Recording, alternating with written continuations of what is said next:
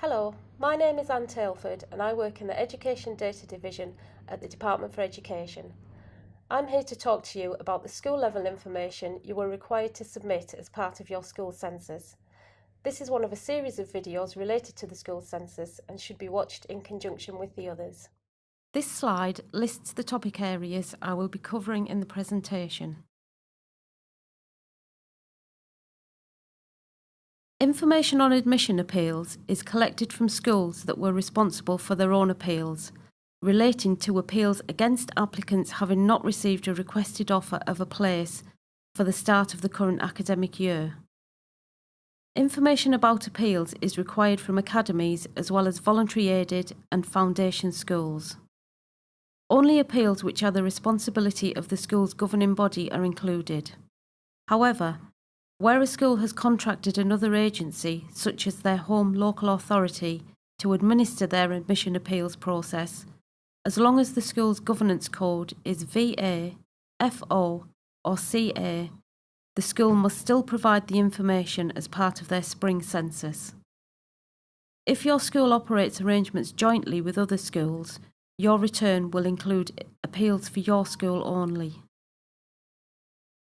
Spring Census collects mandatory information on childcare services provided or signposted by schools.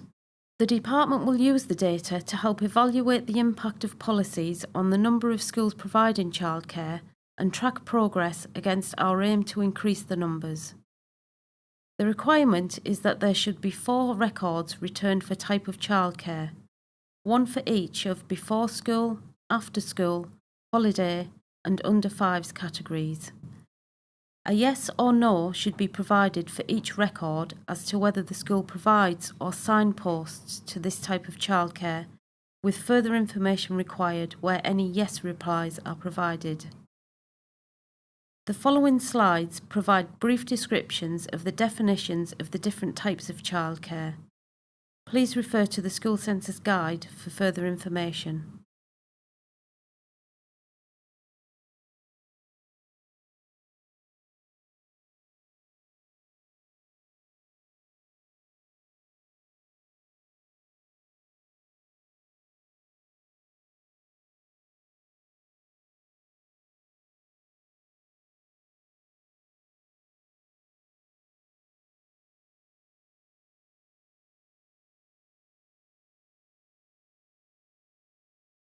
The School Admissions Infant Class Sizes England Regulations 2012 limit the size of an infant class during an ordinary teaching session to 30 pupils per school teacher. Infant classes are those in which the majority of children turn 5, 6 or 7 during the course of the school year, that is, reception and Key Stage 1 classes. Primary and all-through schools with infant classes are asked to ensure the selected period is one in which their infant classes are engaged in an ordinary teaching session. This does not include school assembly or any other school activity usually conducted with large groups of children. If at the time of the count infant class children would normally be involved in such an activity, the count is deferred to the next ordinary teaching session. This change of selected time is enacted for all classes in the school, not just the infant classes. The infant class size limit is based on the pupil-teacher ratio and not the pupil-adult ratio. Therefore, regardless of how many teaching assistants are in the class, it will be treated as unlawful if there are more than 30 pupils with one teacher. Infant class size legislation makes allowance for the entry of an additional child in very limited circumstances where it would be detrimental to his or her interests not to admit them. These are referred to as accepted pupils. The next 2 slides provide details of what the department defines as accepted pupils. Please note that admissions under fair access protocols are not classed as exceptions and therefore should not be recorded as such. When a Key Stage 1 and/or reception class reports 31 or more pupils per teacher, a class size validation query will appear on the school's return. When investigating the query, this process must be followed. Check whether any of the pupils in the class have been admitted as exceptions. If so, these must be recorded under the appropriate exception category within the class record in Collect. Check whether the teacher is on planning and preparation time or learning manager time and the class is being supervised by a teaching assistant. If so, the teacher must be recorded in the PPA field within the class record in Collect. If you have completed these actions correctly, the query will disappear. Please note that the ability to record exceptions and PPA is not available on your school MIS and can only be recorded in Collect. If a class is reported as having 31 or more pupils and does not have any exceptions, then a notepad explanation must be provided. To enable the department to authorise your return, you must ensure that you provide further information as to the reason why the class is unlawfully large. An explanation simply confirming the data as correct will not be accepted by the department. As the department provides instructions on how to edit your data, including specific guidance around infant class sizes, it is the school's responsibility as data owners to ensure that any exceptions are recorded correctly within class records in Collect. The department will not be in a position to amend a school's data where exceptions are described in notepad explanations.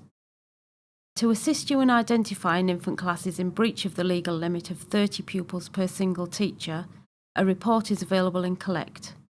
The report can be run by pressing the Launch Reports button in Collect and selecting the Unlawful Infant Class report.